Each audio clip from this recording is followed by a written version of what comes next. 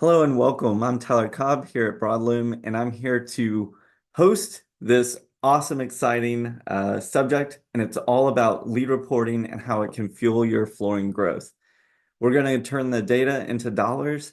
And today, I want you to walk away with the insight into understanding and appreciating five critical metrics. These go beyond vanity things. This is stuff that can really make a difference in your business if you track it and work on it over time.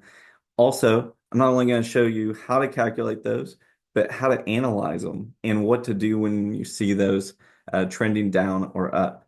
Finally, we're going to talk a little bit about data scorecards, how they can help standardize your business and set your team up for the best success. So, without further ado, let's get started. It goes without saying that the flooring game has changed. Data is king. In this competitive market, those that intuition, those gut feelings, that helped us get to where we are. That's not how we're going to win. So data-driven decisions are going to be key to outperforming the people next door, especially those encroaching on your digital footprint. So imagine you have two competitors. One is using the traditional way of, hey, we've got a big sign and we've got pretty good people that know what they're talking about. And then the other one is using intel and data to help understand their customers, to meet them where they're at, to nurture them electronically, to always stay front of mind. Who do you think is going to win long term? It's not that hard to tell. No surprises here. What we'll do here is we'll turn leads into loyal customers. But to do that, we have to really understand them. And lead reporting is about getting to the data that will help identify if you're being successful at that. Because if you are, then those numbers will start trending up, and you'll see that very quickly. If not, then the obvious will be there as well.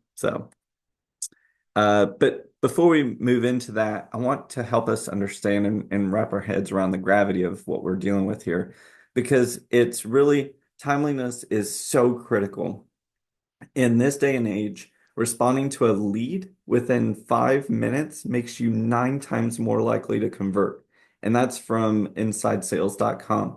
Another incredible stat here is that 78% of customers buy from the company that responds to their inquiry first, and that's from Lead Connect.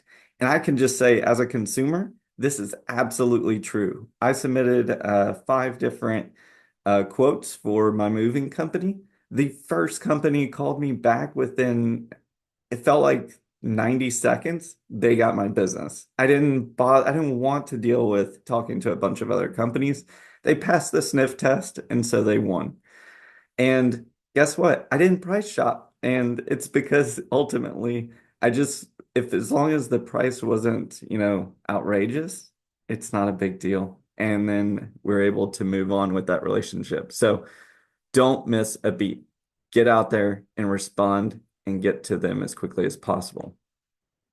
What gets measured gets improved. And this is true here too. So we're going to look at 5 critical metrics that are going to make a real impact. The first is lead to quote. So are your leads getting estimates and quotes? Then quote to sale. Are your estimates turning into jobs? Average order value is going to tell us how big those orders are, while customer acquisition costs is going to help us understand how our investments into our marketing and sales team are actually driving a difference at that cost level. And then finally, lifetime value.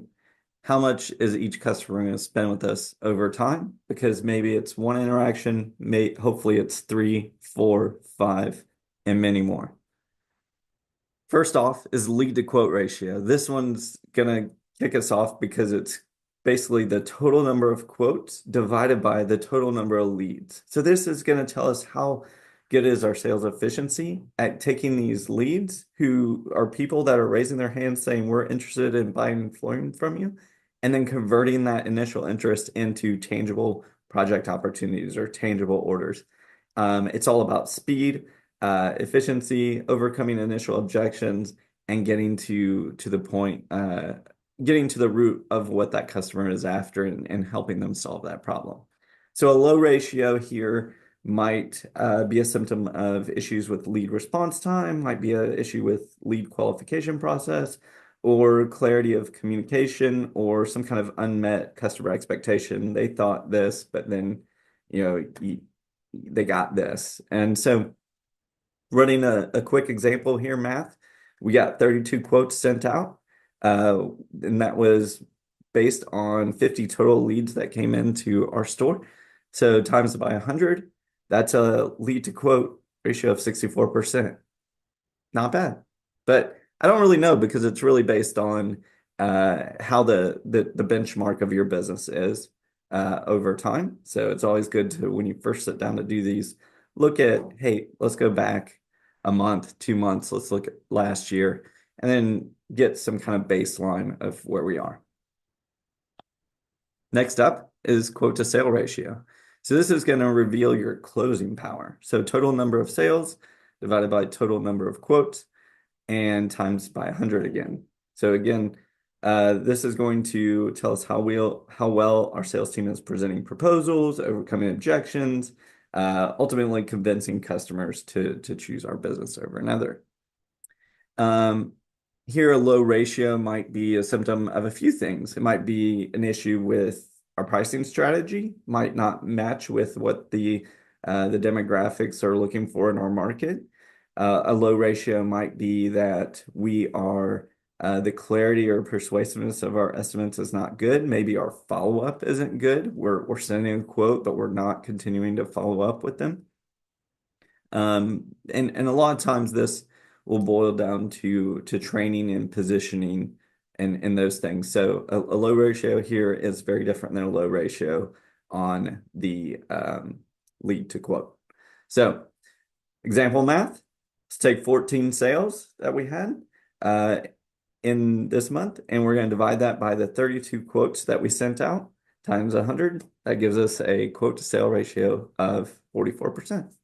Again, these are all just stats that we're stacking up, and then we'll start to analyze what that really means.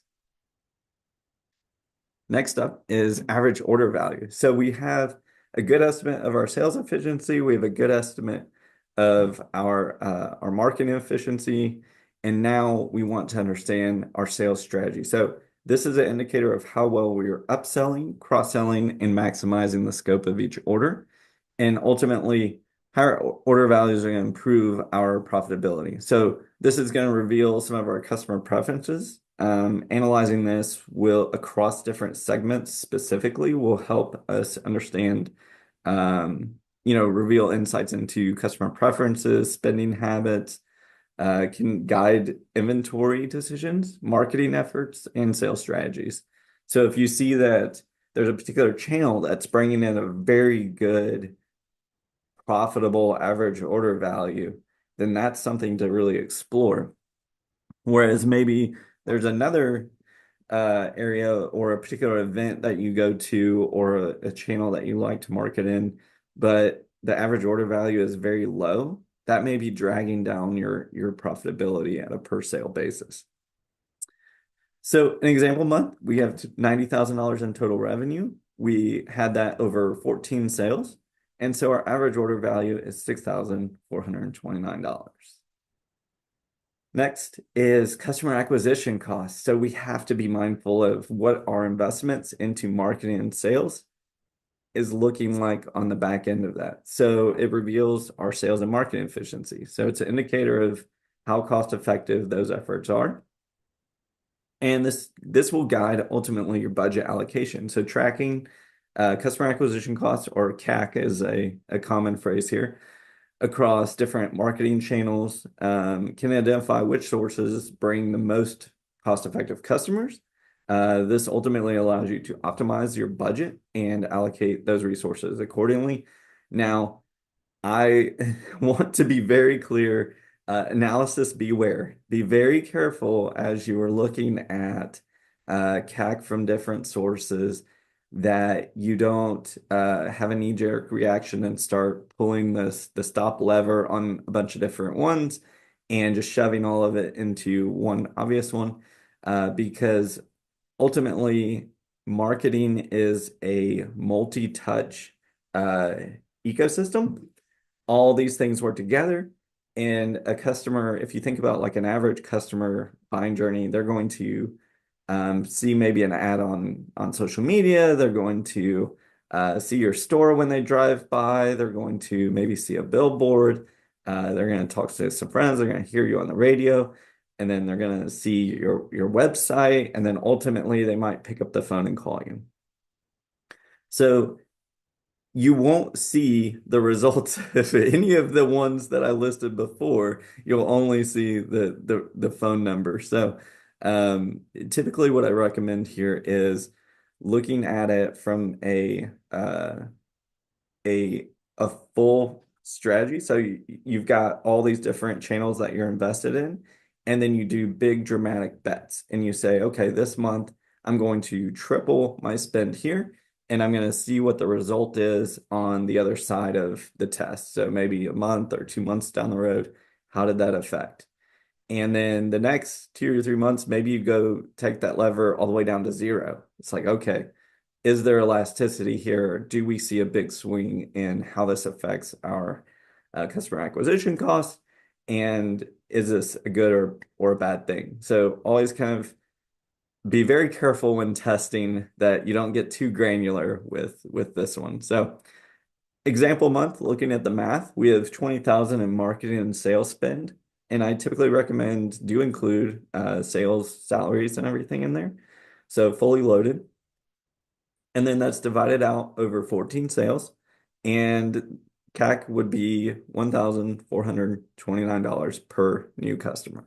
So that's what it costs to bring them in, have them be aware of your brand, have them buy into your brand and your business, and choose you ultimately over everyone else.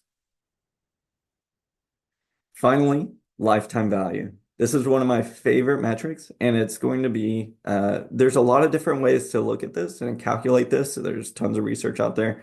However, I'm going to keep it very simple, kind of distilled this down for what I think is very reasonable for us to be able to achieve with the data at hand. So average order value times the average number of orders per customer. So what this tells us is it shifts your focus. LTV encourages us to think beyond the immediate transaction, and really think about like building those lasting customer relationships and cultivating that loyalty to come back again and again. So just exceeding expectations, being better than they expect you to be. And LTV ultimately boosts profitability more than anything else. So repeat customers are the most cost-effective to retain. They, by focusing there, you're building a sustainable and profitable business. And some of the example month math here is we have that $6,429 average order value. And I'm estimating based on data that I'm seeing in my business of about 1.15 orders per customer over a lifetime equals an LTV of $7,393 per customer. So that's what a new customer is worth to me at this point. As a recap, these are the metrics that matter. This is your flooring business dashboard and its cheat sheet just to help you redigest everything that I just shared with you and just make it in an easy to view format. So on the far left, the metric. Next is what it tells you. Third is how to calculate it. And fourth is ways to improve. So now what I want to talk about is how to get this data. So from data to action. Where you get it? Well, ultimately your CRM or your customer database is where all this data is going to come from. For example, Broadloom's retail lead management is a great place to find all of this information. If you're using RLM, it's easy, very, very easy to get all of this data and much more into a format that's easy to analyze. Basically, what I recommend doing is creating a monthly list view report template. There's other videos and stuff show you how to do that, but it's super easy. You go to edit columns and you remove any columns of data that you don't need, and then you just save that as a monthly report template. Then every time you go to sit down and do your monthly analysis, you can find that template, open it up, and export that data, and it's ready to go. So that way you don't have to keep reorganizing your list view each time. Then how to analyze? Well, we have a couple different ways of doing this. You can either be a spreadsheet ninja, or there's lots of easy templates and stuff. Honestly, if you want a template to import data into to get access to these numbers, feel free to contact us. I'm happy to provide that myself. So tyler.cobb@broadloom.com. But yeah, if you don't love spreadsheets, one, I highly recommend taking a 101 class. It's so beneficial and so useful for 1,000 things. But if you're seriously allergic to spreadsheets, that's okay. I get it. The other option is you could use your new favorite AI tool, whichever one you like best. If you're not super comfortable, basically, I will provide you in the next screen with a template for how to import. But you could just download, export a CSV or a spreadsheet view of all this data from RLM or your particular CRM, and then import it there. And ultimately, RLM is going to be your data-driven advantage here. So highly recommend it. I'm a big believer in it. That's my favorite product here, and it's used for tracking leads, quotes, and sales to basically help you pinpoint these areas of improvement. And since it does base everything on each stage in the buyer's journey, it's very obvious when something is broken or when there's a speed bump where there shouldn't be. And it's something that allows you to, as a business owner, dive into the details of what's going on there and help streamline it, help fix it, help coach, and then ultimately how to improve the business. So just continuously improving that buying experience and nurturing those customer relationships to boost that lifetime value, which is ultimately going to be great for profitability. And I promised you I would give you some AI prompt help here. So what I've done, and this is something that you can either grab here or we'll put it in, we'll send it out in the release notes if you've signed up for this webinar, or maybe we'll add it to comments or something. But basically, this is a AI prompt that I've built that basically takes the CSV file from a lead data export from Broadloom's RLM, and it's essentially saying, hey, I want to analyze this start date to end date, and here's my total marketing and sales costs for this period. So you enter that number in here where these square brackets are. You just replace dollar amount with the actual dollar amount. And then you're telling it to calculate the following metrics. And so here you're just seeing that it is describing how those metrics should be calculated, which fields should be used to calculate, and ultimately how to estimate the repeat purchase rate, which ideally the LTV should always be used on your entire data set, looking at it from, well, I guess it could be fine with doing on a monthly basis. The key there is that you have to, in RLM, there's a how heard field, and in the how heard field is a repeat buyer or repeat business option. So if your team has been diligent about selecting that, then this will work very well. If not, then you may need to do a little bit of legwork to figure out how to estimate the number or the percentage of customers that have been repeat buyers. So that one can be a little tricky depending on how clean your data is. And then you attach the CSV and let it run. It usually takes maybe 30 seconds or so. And I always recommend when using AI to always double, triple check the numbers, especially if you're making any big decisions based on that data, which Hopefully you are, because otherwise, why are we bothering with it? But yeah, always just pass the sniff test, check a few numbers, make sure that you can even ask, hey, how did you calculate that in a follow-up prompt? And it'll sometimes give you a rundown of its calculations that then you can easily go check the math on. So, speaking of data quality, garbage in, garbage out. We've got to keep your data clean. So, data quality is money. Clean data drives accurate reporting, better decisions, and ultimately more sales. So, what I'm recommending here is something I've seen as a best practice in other industries where data was paramount for all of our product development success, is to use a scorecard. So, a scorecard is essentially exactly like you have a rubric for what your expectations are, and then in each of those categories you're going to grade the individual based on how well they achieved that particular status quo or that benchmark. So completeness, accuracy, consistency, timeliness, all of these are key factors that should be considered on your rubric.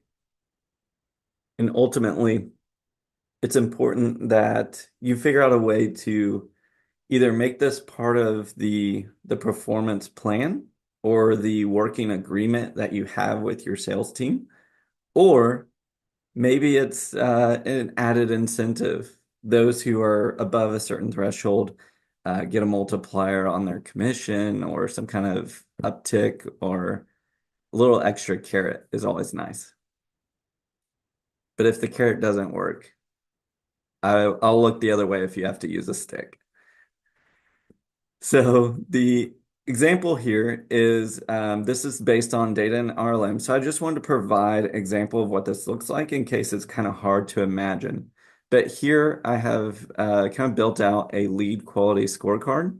And this is where if I was a sales manager, I would sit down with my one of my sales reps and basically pull up 3 random leads, and we would go through and score these. I might score them before and then review with them individually, or I might do it in real time just to see them, like just to see that, this is the process and have transparency there. Um, and then here you have the lead info completeness, notes quality, sales process quality, so were all the applicable steps followed and documented per our agreed upon sales process, and timeliness, was each of the steps reasonable for the timelines in between. And then you have a scoring guide over here that just allows you to be very specific about how you're grading, because if you're ever doing grading, trust me, as a father, you must always set expectations, because it's amazing how quickly people can get defensive if they don't feel that they've been treated fairly here. So this can be a powerful tool. It can be really, really rewarding for your business, for your team. Just be very mindful about how you implement, be very thoughtful, come from a place of genuine authenticity that, hey, this is how we're going to take our business to the next level, and make sure you have buy-in across the board before moving forward.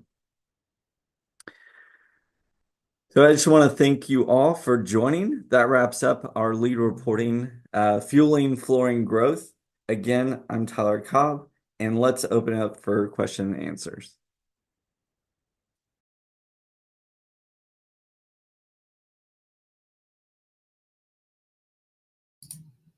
All right, thank you so much. And please type in any questions that you may have. We'll hang out here for 10 to 15 minutes or so, as long as questions are coming in. And I think we may have a few preloaded from emails beforehand. But again, just go ahead and hit the chat box and let me know what you guys think, or what feedback you may have. So the first question here is, hey, this is really great information. I'm already super busy. Yeah, we all are. How can I realistically find the time to track and analyze all these metrics? Yeah, great question. So I'd probably start with anything that's important that's outside of the standard urgent fires of our day-to-day business. Pick 1 to 2 metrics, usually most relevant to your current challenges, and then really kind of focus on those. So don't try to bite off too much more than you can chew. And schedule it. This is just like everything. It's schedule it, make time, make it a priority, make that time sacred so that you don't, oh, I've got this customer, they're irate.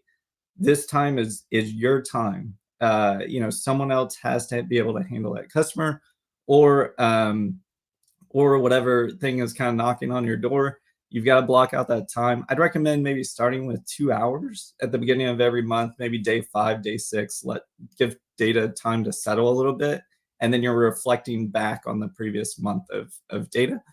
And then beyond that, maybe 30 minutes to an hour each week in a time, preferably in the morning when your kind of brain is alert and happy and interacted and wants to solve problems.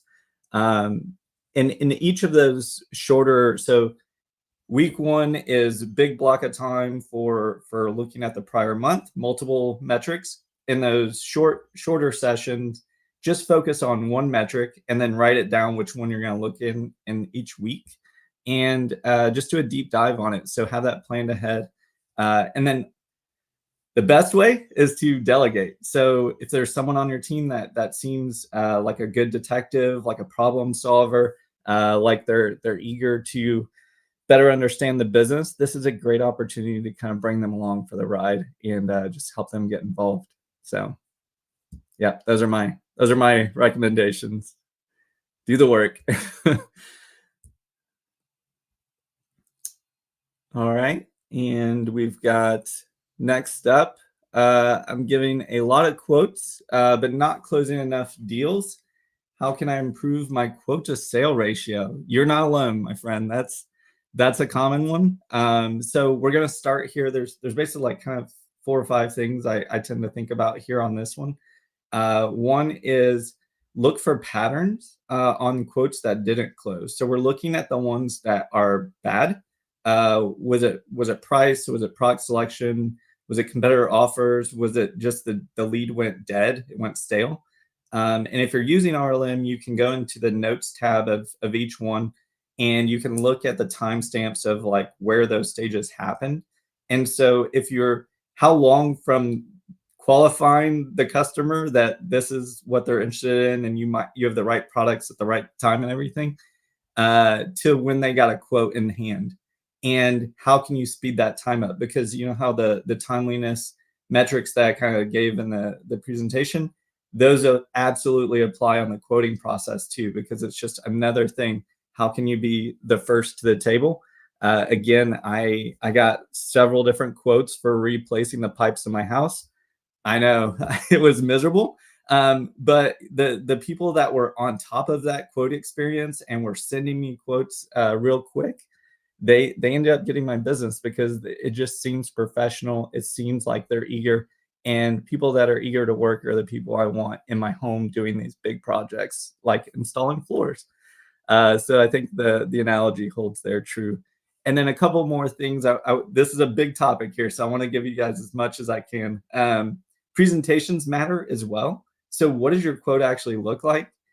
Take your quote, print it out, and go give it to your mom or your dad, or maybe your neighbor or something that's willing to humor you, and just ask them like, hey, what does this mean to you? Like, is it confusing?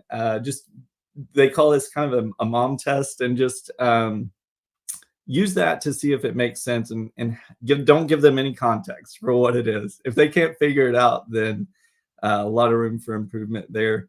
You can also consider leading with financing options. That was another kind of lesson learned on my experience with replacing pipes in my house and doing flooring as well, is that I was a lot more excited about and interested in doing, $100 a month, sure, I can make that work in my budget. $8,000 quote, I need to talk to my wife, move some money around. It's a lot harder to swallow. So consider leading with financing. I know that's a hot topic for some people. So And finally, just follow up. Like every 24 hours, you should be talking to them. 48 hours, if they're like, hey, I need a lot more time to consider.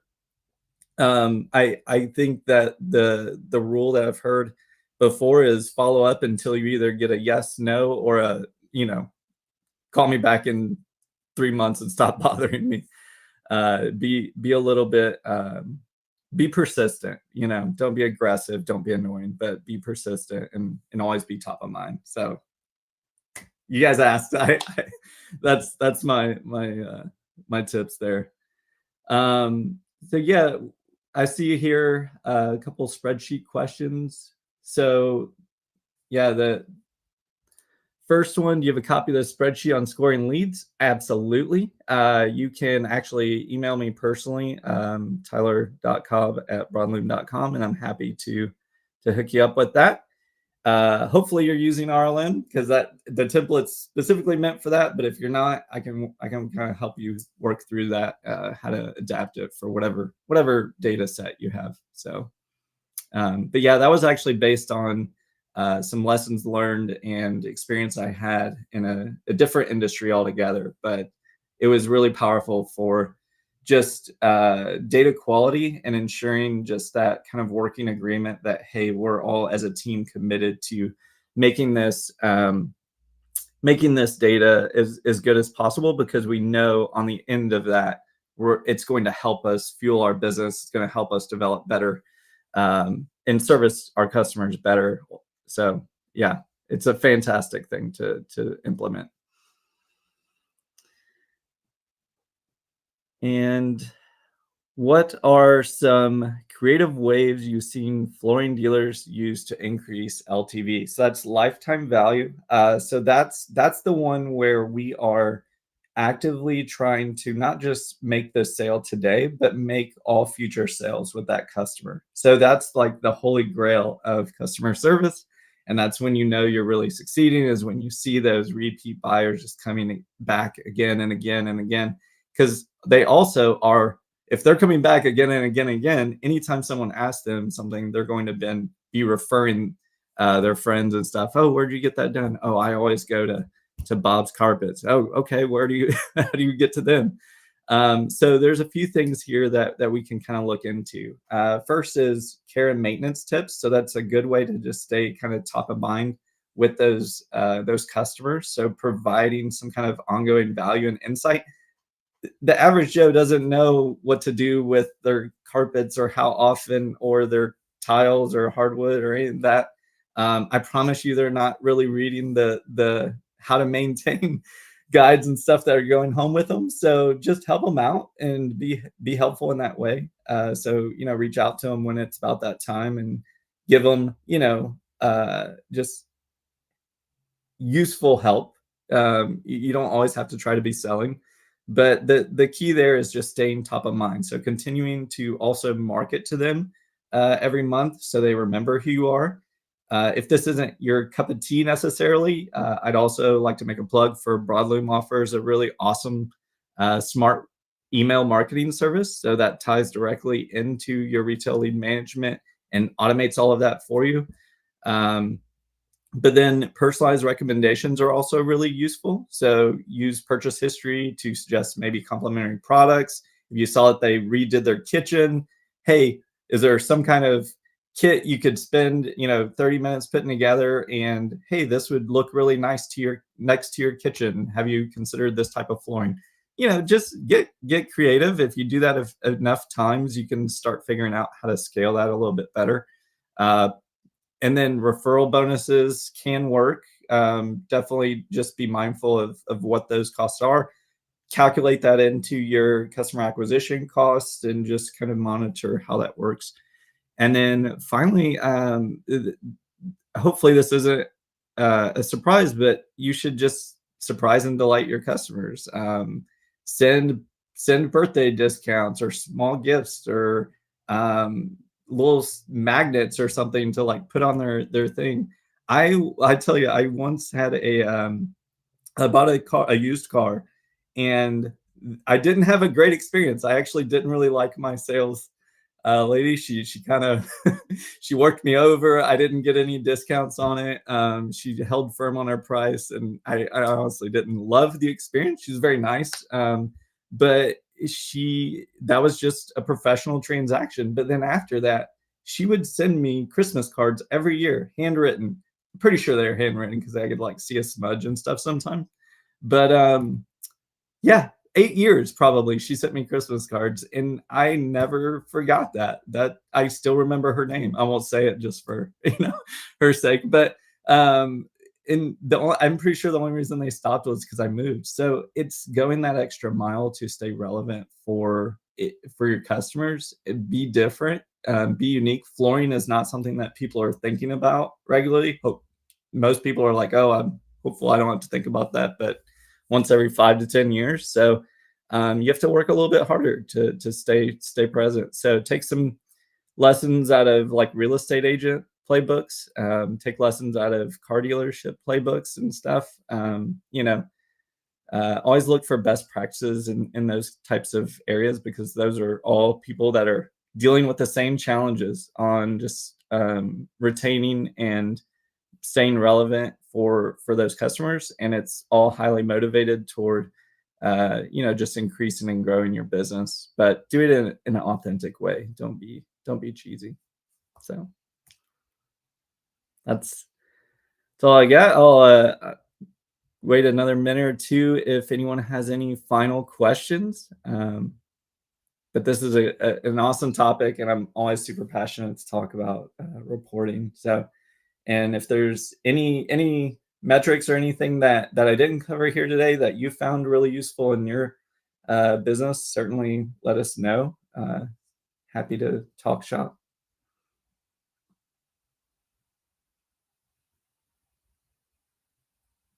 All right.